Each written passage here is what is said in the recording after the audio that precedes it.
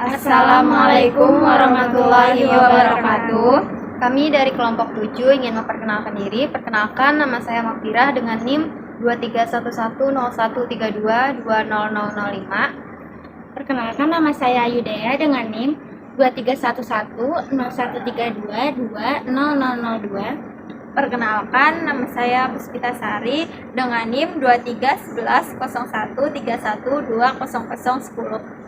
Perkenalkan, nama saya Wistina Mahdewati dengan NIM 23110132200013. Jadi buat pertanyaan pertama ini, jelaskan 2 kriteria dalam klasifikasi biologis.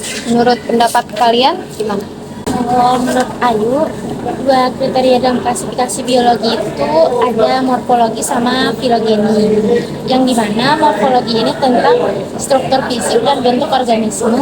Terus kalau misalnya filogeni itu hubungan evolusioner antara organisme berdasarkan keturunan bersama.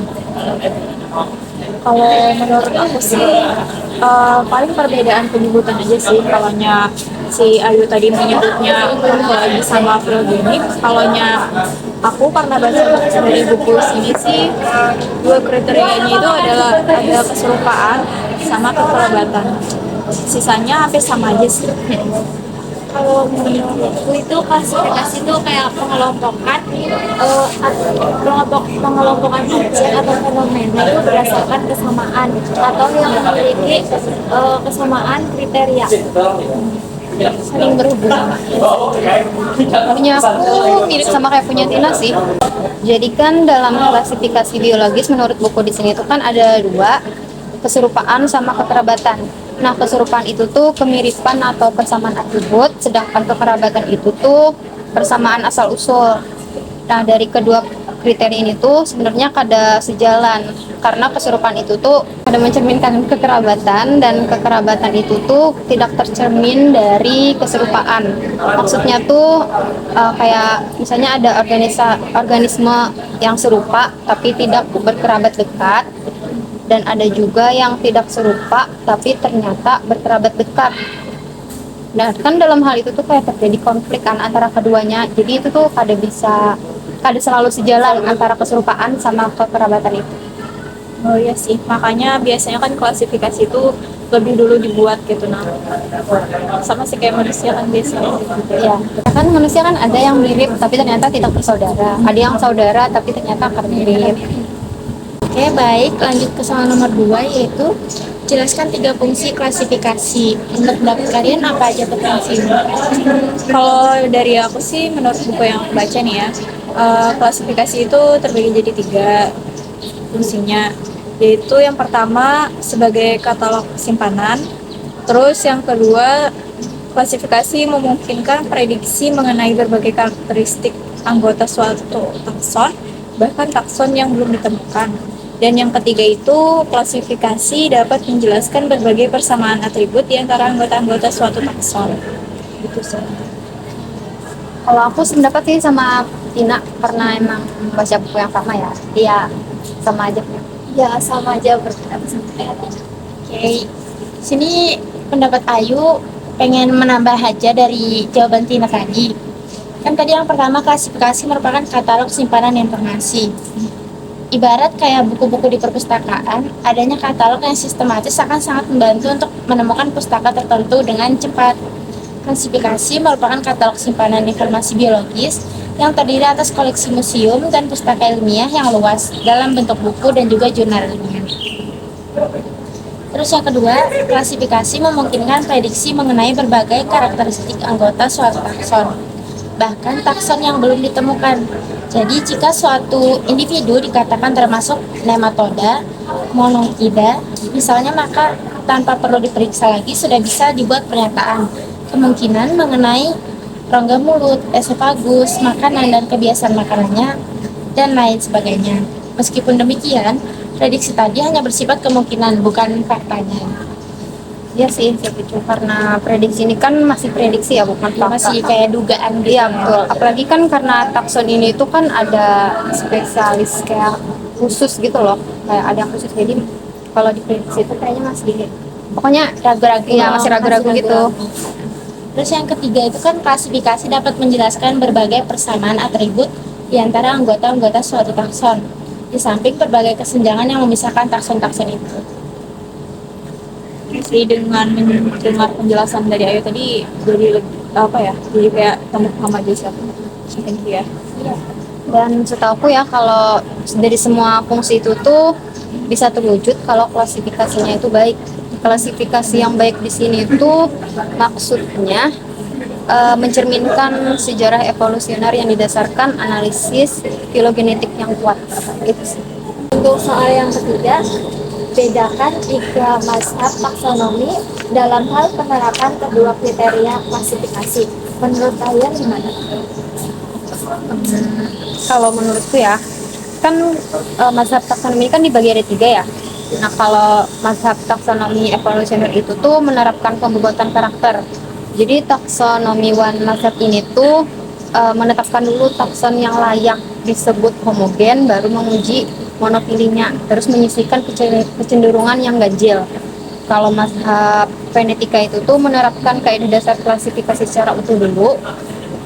Kalau mazhab kladistika itu tuh berdasarkan kekerabatan aja. Mazhab kladistika itu tuh menentukan asal usul dulu, baru memeringkatkan takson yang dihasilkan. Itu kalau dari lain.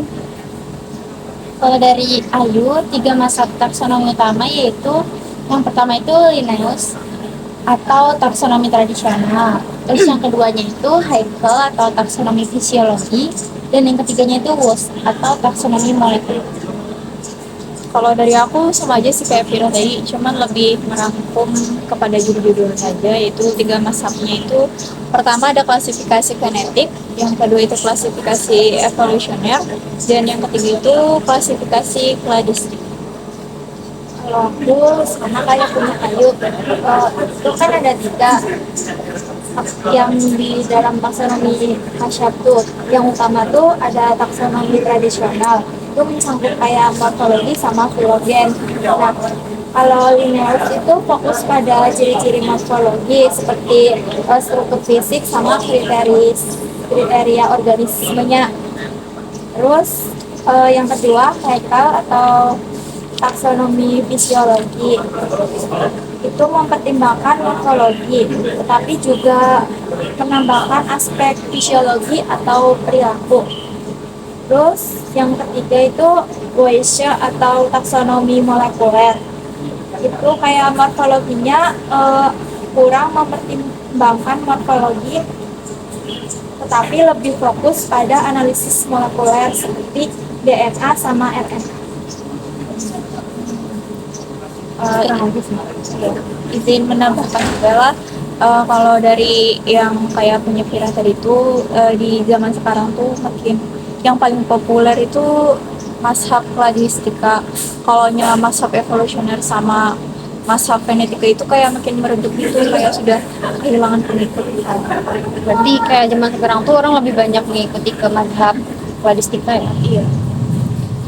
Nomor 4, jelaskan perbedaan taksonomi alfa, beta, dan gamma, serta berikan contohnya. Yang pertama itu adalah taksonomi alfa. Taksonomi alfa itu merupakan keanekaragaman hayati tingkatnya paling rendah, sering berfokus pada variasi atau spesies. Terus contohnya itu burung dalam satu spesies itu memiliki warna yang sama. Terus taksonomi beta itu merujuk pada perbedaan antara komunitas ekologi atau habitat yang berbeda. Contohnya itu perbedaan spesies di hutan tropis dan di padang rumput, kan kayak tempatnya juga beda. Terus yang ketiga itu taksonomi gamma, menggambarkan keanekaragaman hayati pada tingkat global atau melibatkan perbedaan di antara tipe ekosistem di seluruh planet. Untuk contohnya bisa ditambahkan Ya, mungkin sedikit meringkaskan dari punya kita ya penjelasannya. Kalau ini dari pendapatku, kalau taksonomi alfa itu tuh mengidentifikasi spesies, terus kalau taksonomi beta itu mengklasifikasi atau mengelompokkan spesies berdasarkan kemiripan atau keserupaan. Kalau Taksonomi gamma itu tuh menguji klasifikasi yang dihasilkan, terus dikaji berdasarkan kajian evolusi dan kekerabatannya. Contohnya sama aja sih, kurang lebih kayak akunya. Mungkin Tina atau Ayu mau menambahkan contoh yang lain? Kalau Ayu sependapat aja sama Puspita, cuman tadi izin menambahkan dari taksonomi alfa, kan contohnya kata Puspita tadi yang variasi warna itu sama gitu. Izin membenarkan juga karena seharusnya itu variasi warnanya yang berbeda karena itu kan merupakan keanekaragaman. Kalau dari aku sih mungkin kayak merangkum dari kita tadi tuh yang dapat aku simpulkan ya. Taksonomi alfa itu adalah pendeskripsian spesies, taksonomi beta itu pembuatan klasifikasi, dan taksonomi gamma itu tentang kajian kekerabatan. Itu aja sih. Lanjut ke nomor berikutnya. Jadi lanjut ke soal yang kelima, apa perbedaan antara mikrotaksonomi dan makrotaksonomi? Sertakan contoh untuk memperjelas uraian kita. Jadi, menurut Ayu, perbedaannya itu terletak pada tingkat organisasi taksonomi yang diambil dalam klasifikasi biologi. Yang pertama itu kan ada mikrotaksonomi, yang dimana ini tuh berfokus pada tingkat takson yang lebih kecil, seperti varietas, subspesies, atau jenis-jenis kecil dalam suatu spesies. Contohnya, membedakan antara berbagai varietas bunga mawar dalam satu spesies. Terus yang kedua, makrotaksonomi. Pada taksonomi yang lebih besar, termasuk kategori yang lebih luas seperti kelas, ordo, atau famili. Jadi kan mikro itu yang lebih kecil, kalau makro ini yang lebih besar. Contohnya, mengklasifikasikan berbagai famili dalam kerajaan tumbuhan atau hewan. Kalau menurut kalian gimana? Oh iya sih, dari namanya aja udah ketahuan ya, mikro sama makronya. Aku kurang lebih kayak punya Ayu sih, kayak kalau mikro itu tuh taksonomi tingkat spesies gitu. Kalau makro itu tuh tingkatannya lebih tinggi, itu tuh bisa mencakup klasifikasi berdasarkan domain atau subinduk. Takson-takson yang lebih tinggi Iya, yang lebih tinggi lagi dari spesies itu. Kalau aku setuju sama pendapat kan. Sama juga jawabannya kayak Ayu. Pertanyaan selanjutnya itu jelaskan proses klasifikasi. Dari pendapat kalian gimana? Jadi menurut Ayu, proses klasifikasi biologi secara singkatnya itu yang pertama melibatkan pengumpulan data, terus yang kedua juga ada identifikasi, yang ketiga pengelompokan berdasarkan ciri-ciri, yang keempat pemberian nama ilmiah, dan juga yang kelima penyusunan hierarki taksonomi untuk memahami dan mengorganisir keanekaragaman hayati tersebut. Kalau jawabanku itu klasifikasi secara singkatnya tuh pertama mengumpulkan data, terus yang kedua kayak pengelompokan awal kayak pengelompokan secara analisis karakteristiknya atau kriterianya, habis itu pengklasifikasian, terus penetapan nama.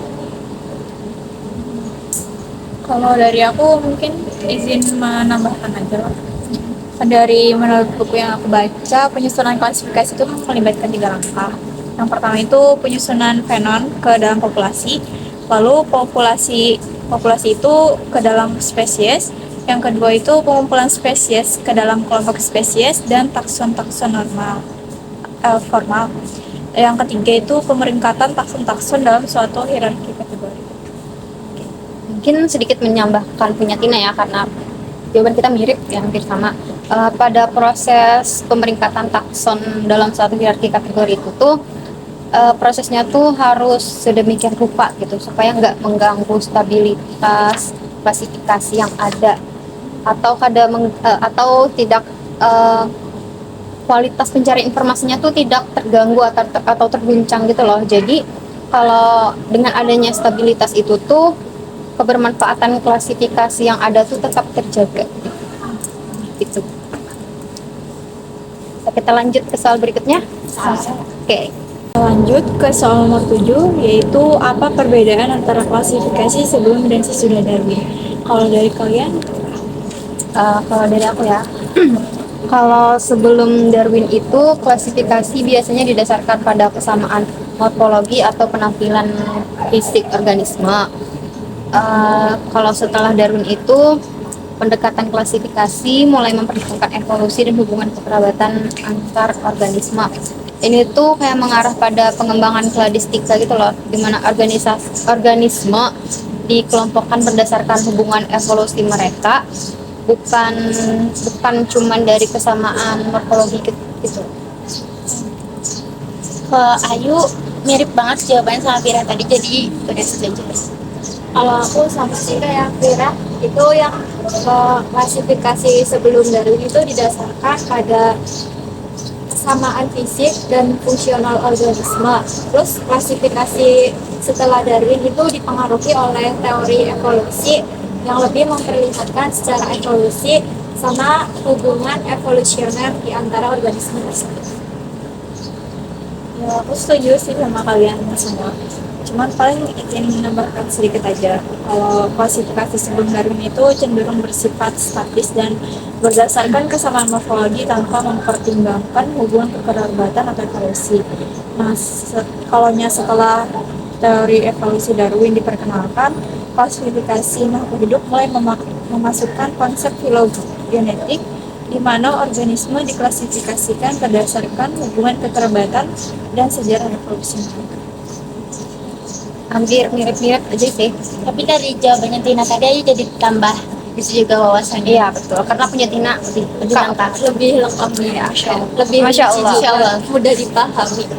Lanjut ke nomor 8. Pertanyaannya itu mengapa ada beberapa mazhab dalam taksonomi padahal semua sepakat mengenai kriteria klasifikasi organisme. Menurut kalian gimana tuh? Kalian ya, kalau menurut pemahamanku ya, jadi kan ada beberapa mazhab dalam taksonomi padahal semuanya sepakat mengenai kriteria klasifikasi organisme. Itu karena kriteria klasifikasi itu tidak selalu sejalan satu sama lain. Artinya tuh kadang ada konflik kan di antara keduanya. Nah itu tuh konflik itu tuh terjadi maksudnya gini, saat konflik itu terjadi tuh kriteria kekerabatan tuh dipandang lebih penting karena akan menghasilkan klasifikasi yang lebih murni daripada kriteria pertama yang sebelumnya selain kekerabatan. Meskipun gitu ya, dalam prakteknya tuh masih ada perbedaan di kalangan taksonomiwan dalam penerapan kriteria ganda tadi atau kriteria kerabatan tadi. Kan saat ini tuh kedua kriteria itu tuh belum bisa dilakukan secara bersama dalam proses pembuatan klasifikasi ya Kak. Dari keserupaan sama kekerabatan itu tuh dilakukannya tuh harus bergiliran, nggak bisa secara bersamaan secara langsung gitu. Karena perbedaan itu tuh timbul mazhab taksonomi dengan penerapan masing-masing. Jadi karena didasarkan perbedaan-perbedaan itu tuh mazhab-mazhab taksonomi itu jadi bermunculan gitu sesuai dengan teori dan penerapan serta pemikirannya masing-masing mazhab. Oke, kalau dari Ayu, mazhab dalam taksonomi itu muncul karena adanya perbedaan penekanan. Terus ada metodologi dan juga interpretasi data antara para ilmuwan. Pendekatan ini berbeda dapat mencerminkan perbedaan pandangan terkait pentingnya faktor-faktor tertentu dalam mengelompokkan dan mengidentifikasi organisme tersebut. Kalau menurutku sama kayak punya Ayu, mazhab dalam taksonomi itu muncul karena ada perbedaan penekanan, metodologi, sama interpretasi. Nah, meskipun sepakat tentang organisme klasifikasi itu kayak masuknya dalam organisme yang sama morfologi, anatomi, genetik, dan secara evolusinya, tetapi itu ada perbedaan pendekatan sama interpretasi. Aku setuju sih sama kalian tadi tuh. Cuman paling aku kalau dari pendapat aku tuh kayak lebih meringkas aja sih. Ada beberapa alasan mengapa terdapat berbagai mazhab, yaitu yang pertama adanya perbedaan pendekatan, terus yang kedua adanya perbedaan geografis dan budaya, yang ketiga karena adanya perkembangan ilmu pengetahuan, yang keempat perbedaan dalam memahami sumber kan, karena kan kadang tiap manusia tuh memahami suatu hal tuh kan pasti memiliki pandangan yang berbeda-beda kan. Contohnya aja tuh kayak di dalam Al-Quran sama Sunnah, biasanya kan banyak juga tuh mahasiswa-mahasiswanya, dan itu tuh berbeda-beda juga. Terus yang terakhir yaitu adanya dinamika ilmiah atau diskusi dan debat ilmiah yang terus-menerus terjadi di kalangan para ahli, yang juga dapat menghasilkan perbedaan pendapat tersebut. Jadi kayak intinya tuh karena didasarkan perbedaan kan, masuk-masuk ini itu muncul. Ke pertanyaan berikutnya, yang terakhir. Nomor 9. Nomor 9, menurut Anda, bisakah suatu saat nanti akan ada keseragaman dalam teori taksonomi sehingga tidak ada lagi mazhab yang berbeda dalam taksonomi? Jadi kalau menurut pendapat Ayu ya, keseragaman dalam teori taksonomi mungkin saja bisa terjadi. Karena seiring perkembangan ilmu pengetahuan dan juga teknologi, namun kemungkinan adanya perbedaan pendekatan tetap ada. Mengingat kompleksitas kehidupan dan variasi interpretasi ilmu. Kalau jawabanku itu kurang lebih sama kayak punya Ayu, itu terjadi kemungkinan. Nah, upayanya itu terus dilakukan untuk pendekatan konsensus dalam taksonomi dengan memanfaatkan data genetik dan teknologi informasi sekarang ini. Kalau dari pendapatku ya kurang lebih aja sih, cuman kalau dari pendapatku tuh kan karena untuk sekarang ya ilmu pengetahuan tuh semakin berkembang dan penelitian baru tuh terus dilakukan kan, jadi menurutku mungkin akan ada keseragaman dalam teori taksonomi itu akan sedikit sulit diprediksi, tapi kemungkinan ada karena kan eh, ilmu pengetahuan terus berkembang kan ya, jadi kayak asal asal terus dilakukan upaya seperti kayak Puspita tadi, terus analisis dan kolaborasinya tuh bagus gitu, jadi kayak tidak menutup kemungkinan keseragaman itu tuh akan ada. Ya sih, keseragaman dalam teori taksonomi itu benar-benar sebuah ide yang menarik. Eh, Namun praktiknya tuh memang sulit dicapai gitu. Kalau nggak konsisten kan gimana mau bisa dicapai? Dan apalagi dengan berkembangnya ilmu pengetahuan sekarang tuh terus membawa penemuan baru gitu kan. Yang mana penemuan baru ini bisa mengubah pemahaman kita gitu tentang hubungan organisme atau tentang yang lainnya. Tetapi memang tidak menutup kemungkinan bahwa keseragaman itu bisa terjadi. Kemungkinan keseragaman teori itu ada asal upaya Sama terus konsisten. ya, betul, konsisten juga.